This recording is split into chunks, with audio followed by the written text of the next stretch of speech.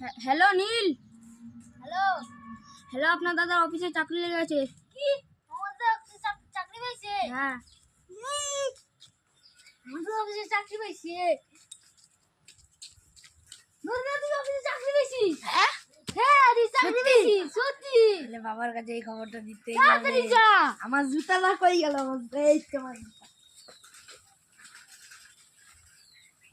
বাবা আমি অফিসে চাকরি পেয়েছি। কি বলছিস, সত্যি হ্যাঁ, কথা? হ্যাঁ। চল গিয়ে দেখি তো একবার।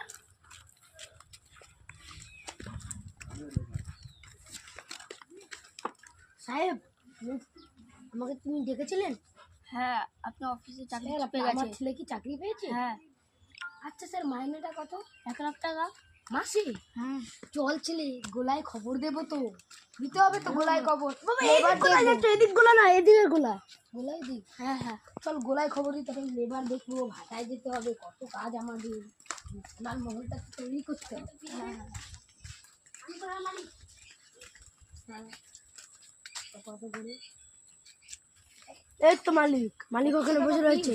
ওই তো। চলুন মালিক কই, মালিকের কাছে যাই। আচ্ছা মালিক, হ্যাঁ বলো। গোলার ওই ইটের পিসের দাম কত? ইটের পিসে 12 টাকা পিস। তাহলে চলুন আমরা ইটগুলো কিনবো, আর আপনি কটা লেবার ঠিক করে দিন। হ্যাঁ, এখানে করে দিচ্ছি। কতগুলো নেবেন ইট? দিন খানিক 10,000 ইট দিন। 10,000 ইট? হ্যাঁ, তো 10,000 ইট দিয়ে যা।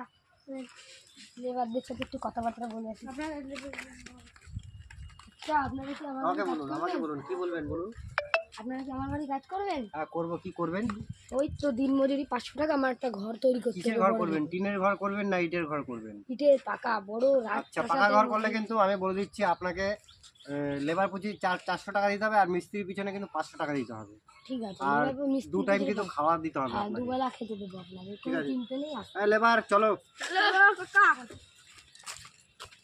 সবাই কন্নিক নিয়ে আসো, কন্নিক ইট নিয়ে আসো, একজন বাড়ি ফেলে বেড়াও। মিস্ত্রি, মিস্ত্রি চলে আসো, মিস্ত্রি আসুন। এখানে কোনটা কাটনি করবেন? আমি করছি। এইটাকে এই সাইডে কাটলে দিচ্ছি। হ্যাঁ তোমরা দিয়ে দাও। এই আরেকটা, এটাকে এইখানে দে নিচে। তো মশলা নিয়ে আসো, মশলা নিয়ে আসো, মশলা দেবে। লেবার মশলা নিয়ে আসো। শুনে আয়, আমি চেষ্টা করছি ঘরটা। এই নাও মশলা।